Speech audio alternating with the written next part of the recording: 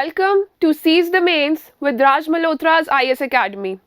I am Surbhi Sardana and I am taking this daily answer writing initiative from Monday to Friday at 9 pm. This initiative is about discussing UPSC Civil Services examination, sample answers or previous year questions. We learn how to build good answers so that you can get more and more marks in mains. Not only this, the special part of this initiative is that you not only get to learn answer writing with us, but you can also write your own answers and send them to us for the feedback by our expert team. So without further ado, let's begin.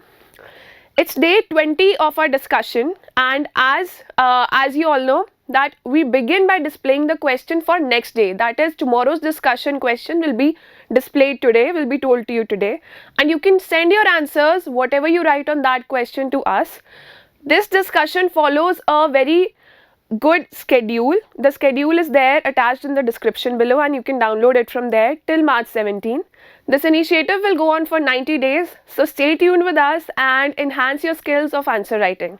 Beginning by displaying the question for tomorrow, which is from GS paper 1, important geophysical phenomena. The question is, discuss the geophysical characteristics of circum-Pacific zone.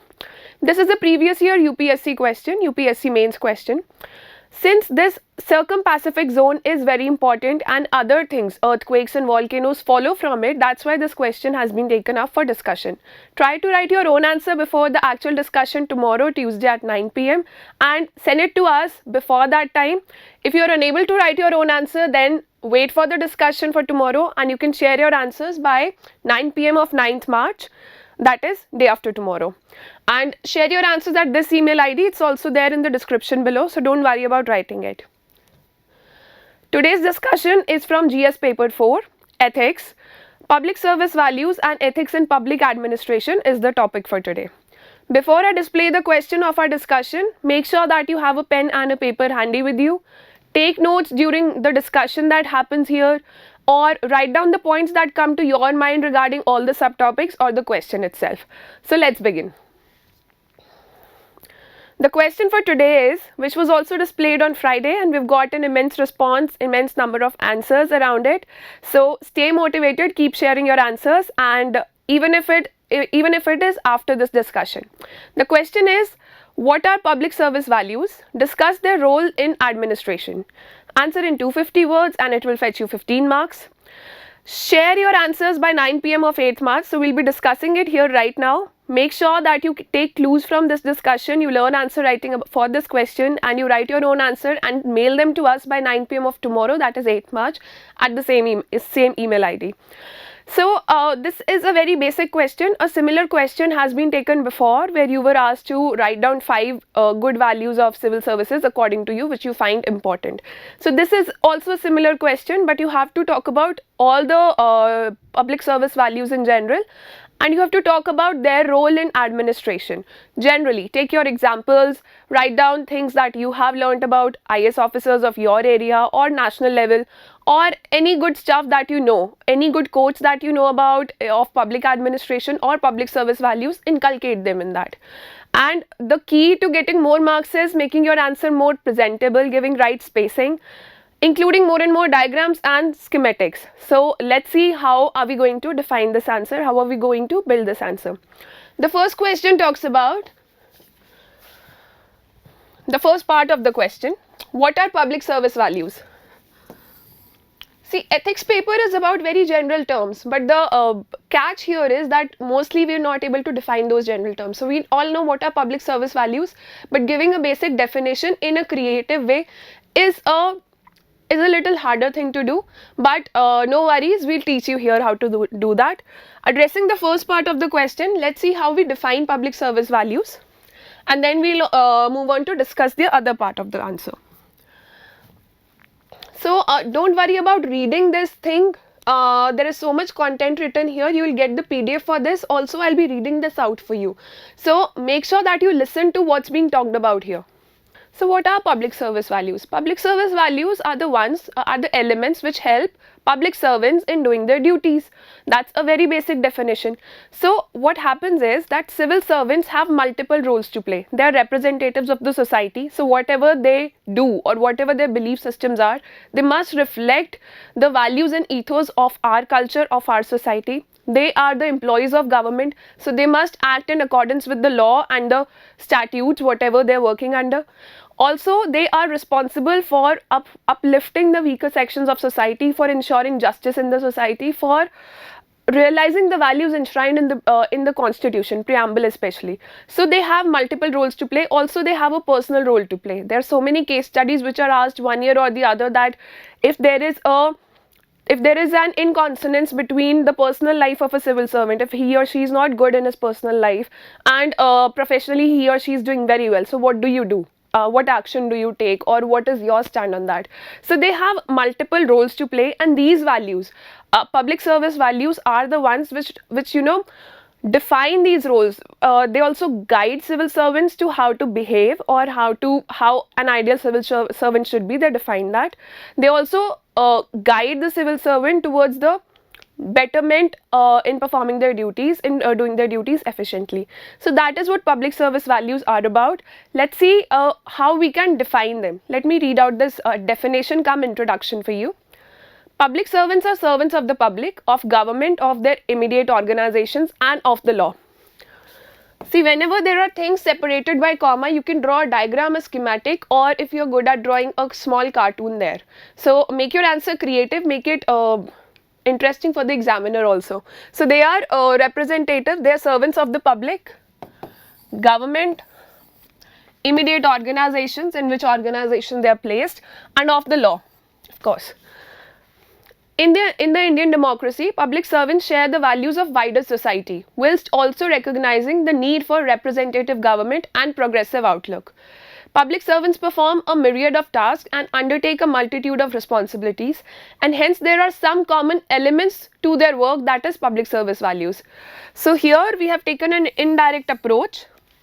Just like there is unitary method in mathematics, that you take one thing at a time or 100 values at a time. So there is this method that you define whatever you have to define, you start talking about its importance, and then at the end you build that here is where the importance of this term lies.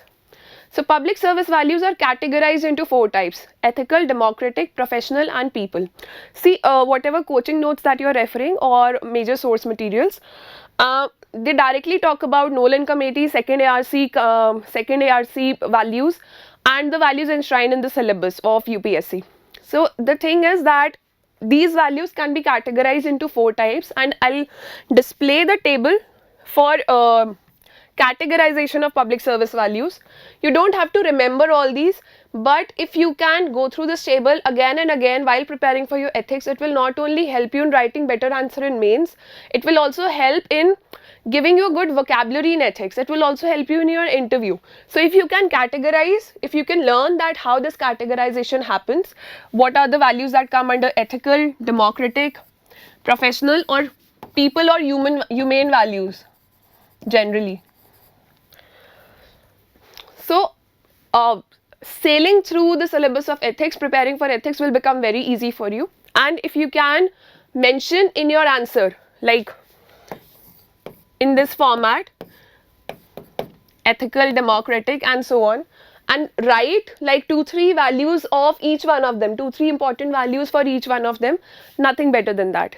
So this is how you'll address the first part of the question, what are public service values? This part has been addressed. Now we'll discuss their role in administration. So of course there are so many values, we cannot discuss the role of all values in administration. So either there are 2 approaches. What you do is that take these 1, 2, 3, 4 sections, ethical, democratic, professional, and people values, and discuss the role for each of them separately. Then you will have 4 parts to your body paragraph.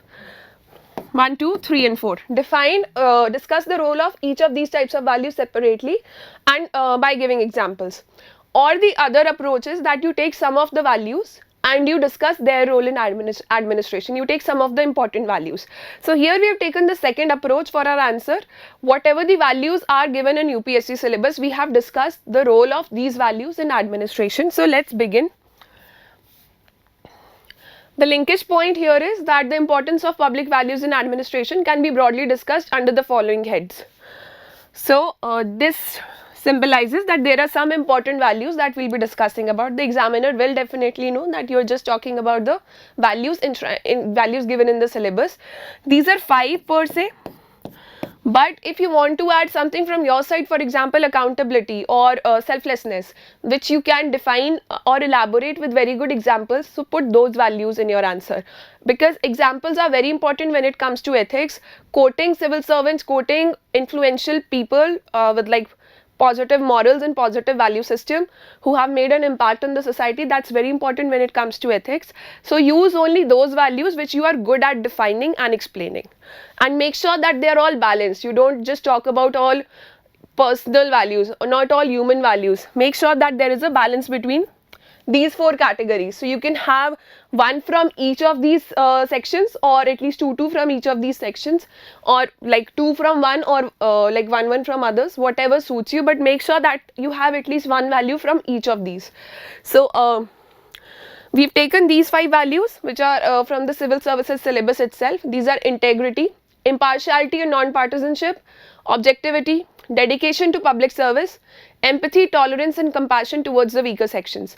So most of these, I think except this one, we have discussed in a previous question for ethics, in which we were the subsection of the syllabus concerning foundational values for civil services. So we've discussed it there also. We'll discuss it again today by adding some more examples. So let's move on to the first value, that is integrity. So civil servants are bestowed with an immense amount of responsibility. There are public resources which are at disposal, which are in their hands. There is a lot of money under their control. So what happens is that a stability of character is very much required for a civil servant. And where does that come from? There are 2 components to integrity. The first one is honesty and the second one is conscience.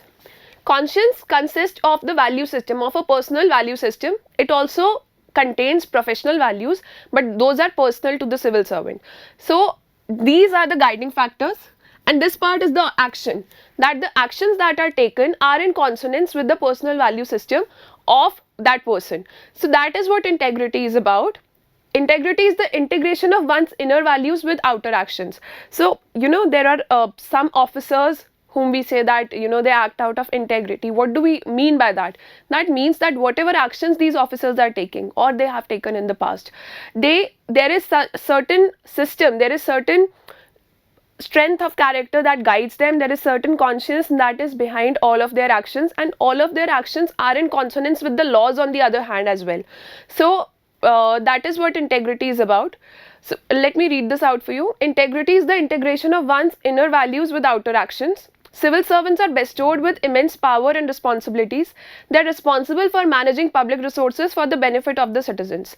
So what happens when integrity is there in a particular officer? Integrity compels civil servants to be socially conscious and to welcome both personal and professional responsibility. Its values encourage them to be honest in all their dealings and committed to a lifelong search for truth and justice.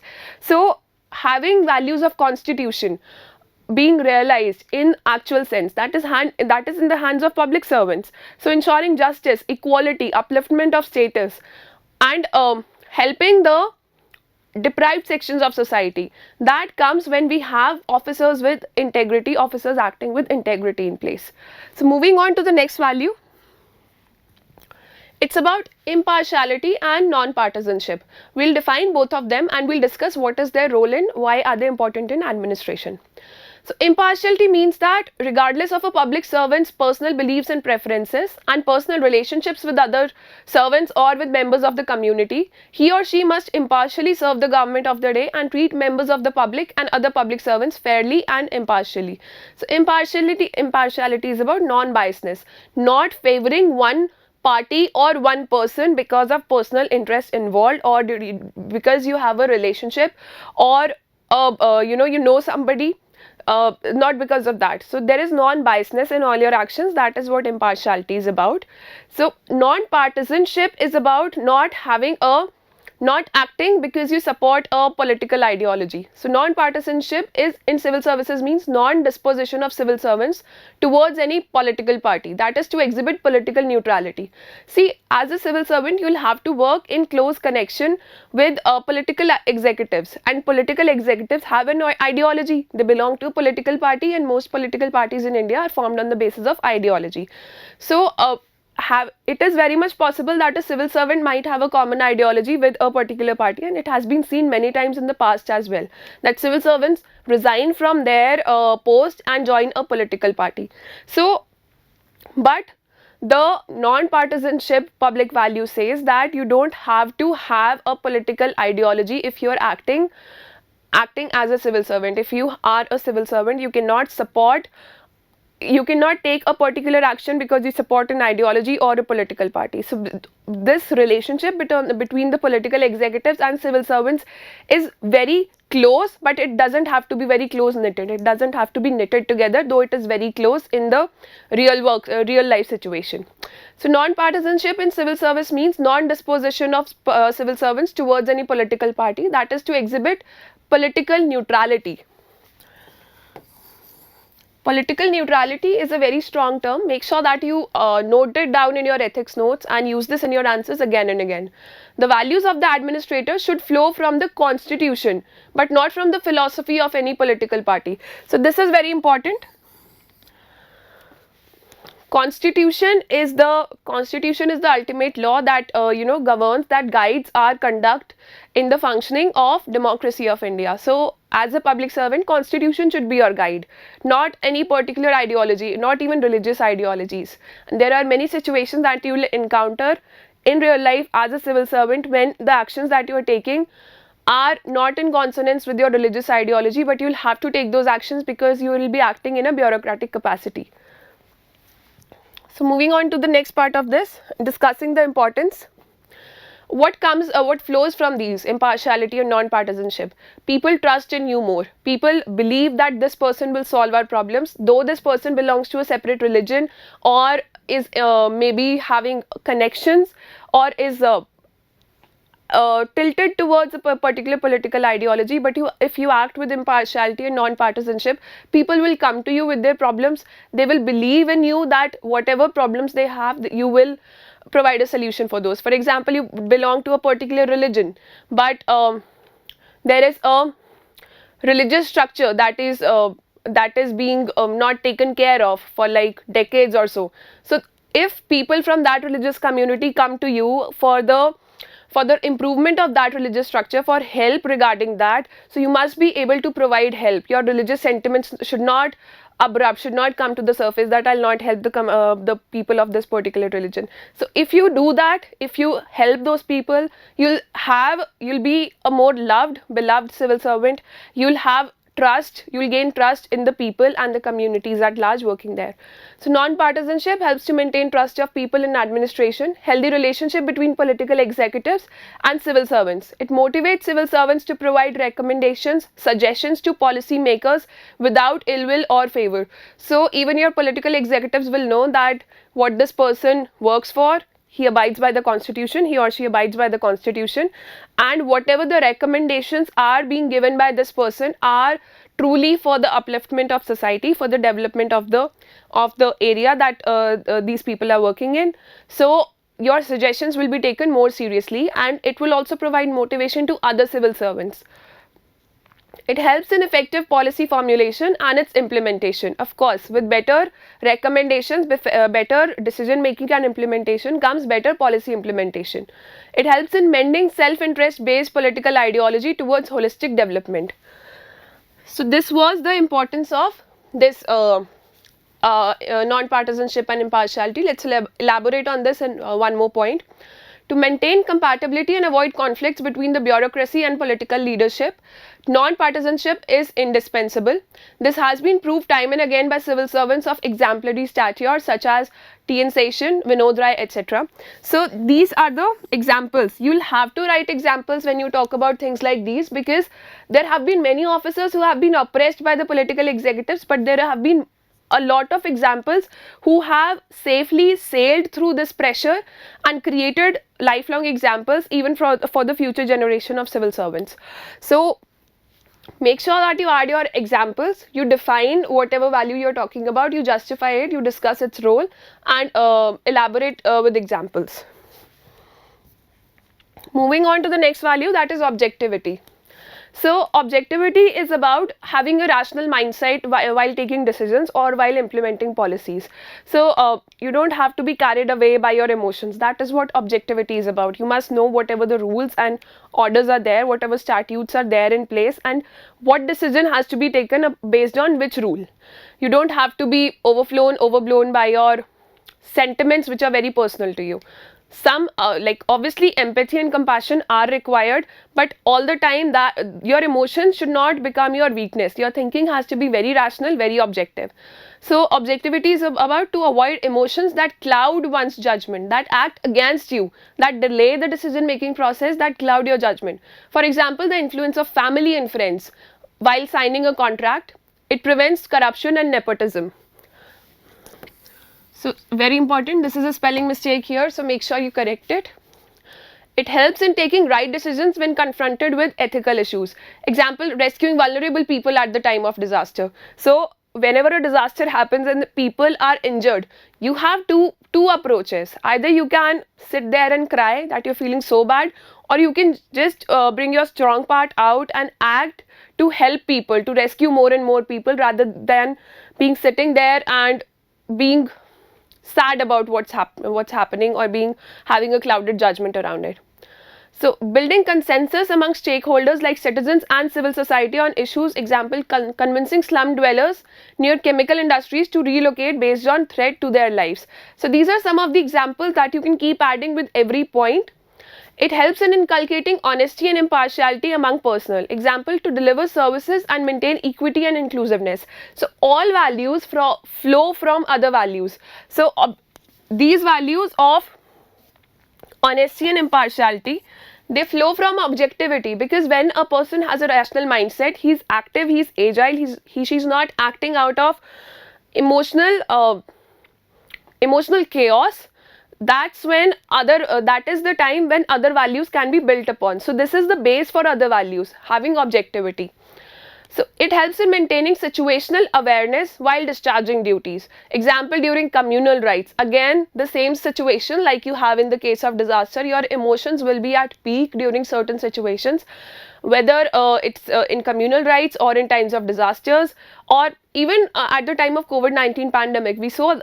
Our emotions were so much at peak, those like frontline workers and the civil servants who were working there on ground, just imagine their emotional levels. So try to inculcate objectivity in your decisions from now onwards, and learn to define with examples this particular value in your answers, because there are high chances that UPSC will ask a question around this particular value by taking some examples, especially after this pandemic.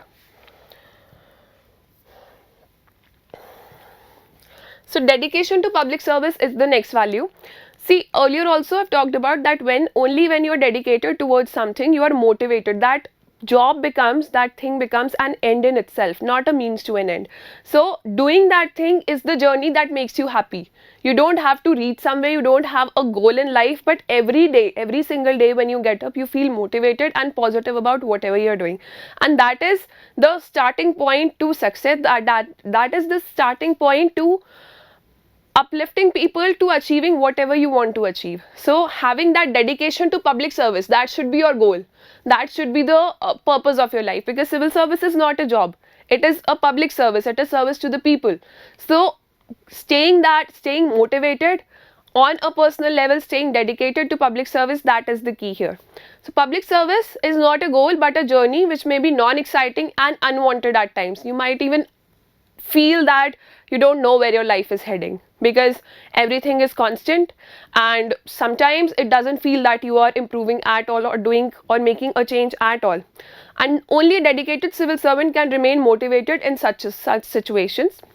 Civil servants in India need to perform the regular administrative tasks on one hand and play an important role in socio-economic development of the nation on the other. So you need to have that creativity, and creativity only comes when there is a positive mindset, when you are happy in your own space, that's where creativity emerges from. So socio-economic upliftment can take place only when we have dedicated civil servants, because laws are in place, rules are in place, everything is there on pen and on paper, in black and white, we have everything sorted.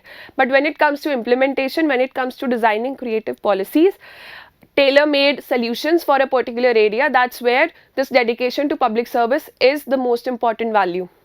So in carrying out these activities, they may face several obstructions, like social opposition against any program which is against the deep-rooted belief of people, or lack of support from political executive. For example, family planning initiatives, preventing child marriage, fighting against dowry and honor killing, or just bringing down illegally built structures. So there would be so many cases, and there are so many cases in lives of civil servants. You know, this issue of covering more area than there is than that has been legally passed on your on the map of a structure. For example, if a house is being built or an industry is being built, people acquire more and more area. They'll, you know, just extend their boundaries because nobody is checking. So when a civil servant is posted in that area who is acting out of dedication to public service, he or she makes sure that these structures are brought down. And there is a lot of political interference happening at that time, that there are many political executives or influential people who would not want, or would not let it happen. That's when you see examples of such civil servants who come out with creativity out of their own wit, and remain motivated and act out of strength in such situations. Then there are social issues, because we are a socially diverse country, and the kind of society we are, we don't believe in laws all the time. We also believe in our personal laws, our religious code of conduct. And there are so many religions, there are so many subsects of religions. So we believe in all that, and we act out of those sentiments. So things like family planning, or they might be against very many religions. Things like preventing child marriage. People might not want for a certain age, their children to reach a certain age to get them married, and child marriage is still prevalent in India. So fighting against dowry, these are the things that demand a lot of dedication, a lot of creativity has to go behind it, because every situation has to be dealt separately. So dedication to public service was this. Public service often entails unforeseen or sudden situations that require one to be ready and provide quick assessment. A dedicated civil servant is aware of this and always devoted to give his best efforts in such situations. For example, the COVID-19 pandemic turned the job of a civil servant into a 24/7 job. The jobs that they were not trained for, they were forced to perform those, or they had to perform those, because they were the ones posted in those areas. So they were the ones responsible for food, ration, oxygen cylinder supplies, taking care of the society, you know, maintaining that calmness in the people, ensuring that everybody's you know, safe and sound in their homes. So there were so many responsibilities, and most civil servants were working 24/7 without any leave. So do you think that had you been in that situation, you would have questioned that whatever the salary I am getting or the kind of personal life I am having, there is not a balance between that and the kind of work I am doing. There is no balance between all these things. So that comes when the aim of your life, when the goal of your life is clear, that you are dedicated to public service, you are there to serve for the people. So that's when these duties like these in unforeseen circumstances can be performed efficiently. So true civil servant ensures that no policy or action is taken at the cost of the welfare of public at large. Devoted to public service is what ensures an officer to oversee a credible and efficient policy formulation and implementation. For example, one's colleagues may be involved in corruption at the cost of a larger destruction to social welfare. Commitment to foundational values and concern for public and prevent this. So the last point talks about corruption of your seniors or colleagues. So what do you do at these times? They could, you know, this could harm your own position as well, your own job as well. So if you are a person who is dedicated to civil services, and we've seen n number of examples like Mr. Ashok Khemka, who like people who have always stood against such corrupt practices, because their only aim, their only motive was to serve the people, to benefit the society, to work for the welfare of people. So this is like a small code which you can use in your answers when it comes to dedication to civil services. This is a very long answer. This is not like 250 words. This is just to provide you fodder for building answers, an organized fodder, and this explanation helps you to how to write answer. So when you write your own answer, make sure that it is there in 250 words only. Don't extend the word limit. The last one is empathy, tolerance and compassion towards weaker sections. So this is part of the human values, the fourth type of public values of the syllabus. So despite of economic progress, India still has the largest number of poor in world. A balanced development is needed to uplift many from life of deprivation. So compassion enables a civil servant to bridge the gap between vulnerable, deprived and himself or herself, so that needs and problems of such people can be understood and appropriate actions can be taken. That gap that exists between different sections of the society, and forget about different sections of the society, the gap that is there between a common man and a civil servant, that has to be filled, that has to be covered with empathy and compassion. The person sitting here on the chair of a civil servant needs to understand the feelings of the person who has approached him with his grievance, with his problem. So that empathy has to be there, and empathy has to be followed by compassion. And what is compassion about? Acting in a way that benefits this person, that solves the problems of this person who has approached with a problem to the civil servant. So this is the only way to uplift different sections of society, to bridge the gap between that exists between different classes, different castes of the society. Now talking about tolerance. So in India, we are born with different identities. There would be a definite caste identity you will be born with. There would be a gender identity you will be born with. There would be a religious identity you will be born with, and there would be a class identity, whether you belong to a poor class, middle class, or a upper middle class, or a rich class. There are multiple identities that we are born with in a country like India. So when you are acting as a civil servant, you are a representative of the government, and you are the torch bearer of change in the society. So you can only justify that position, you can only do that when you have tolerance towards all identities, towards all people, people belonging to all kinds of identities, castes, religions, classes, or any sections of society that people belong to. You need to be tolerant of their views. There might be times that people will try to enforce their viewpoints on you, but you'll have to have that personal standing that yes, my views are my personal views, and whatever the person is doing is out of rage, and I need to act for his benefit, for his or her upliftment. That is what tolerance is about. Many a times you'll be posted in states which are not your own, which you have no connection to. For example, if you have been born and raised in a hilly area, you might be posted towards the coastal areas or the tribal areas. For that experience and to strengthen the level of tolerance in you, to strengthen the level of tolerance and to test the level of tolerance in you. So tolerance as a public value is very important. Tolerance, on the other hand, refers to fair, objective and permissive attitude towards those which have different opinions, views, culture, language, etc. It helps civil servants posted in states other than their own in adapting and dedicating themselves to the service of the people.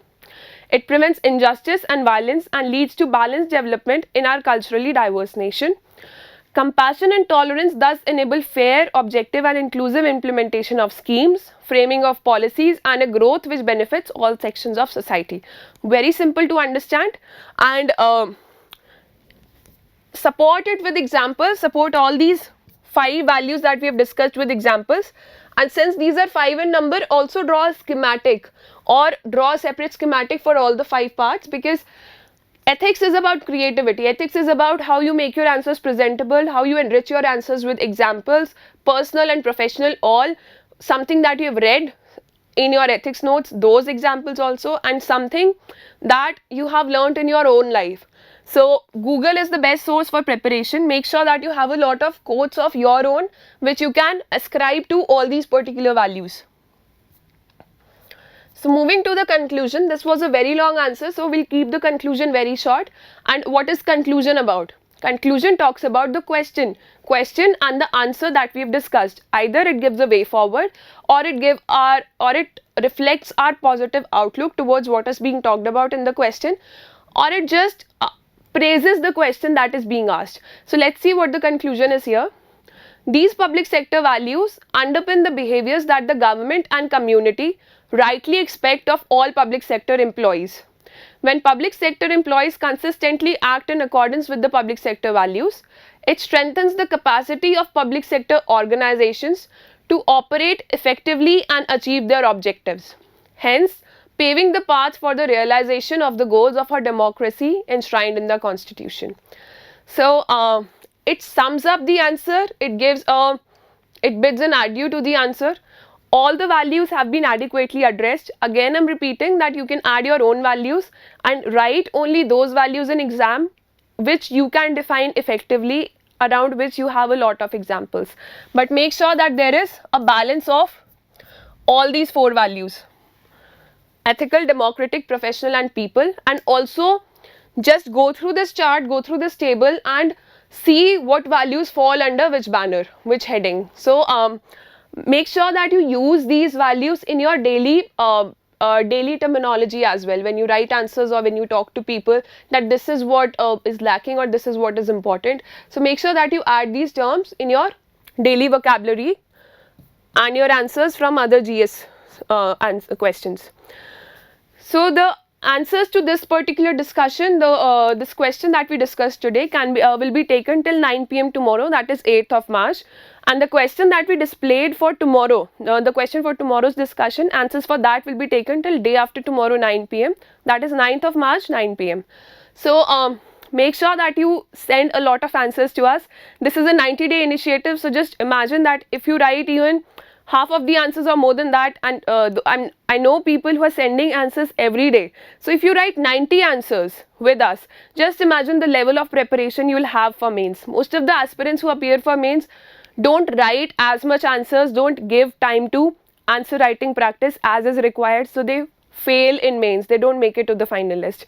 So make sure that you don't make such a mistake, you stay consistent even though prelims is approaching. But you know, having some time devoted to answer writing, just 1 hour a day, is very important and it will be the key to success for you.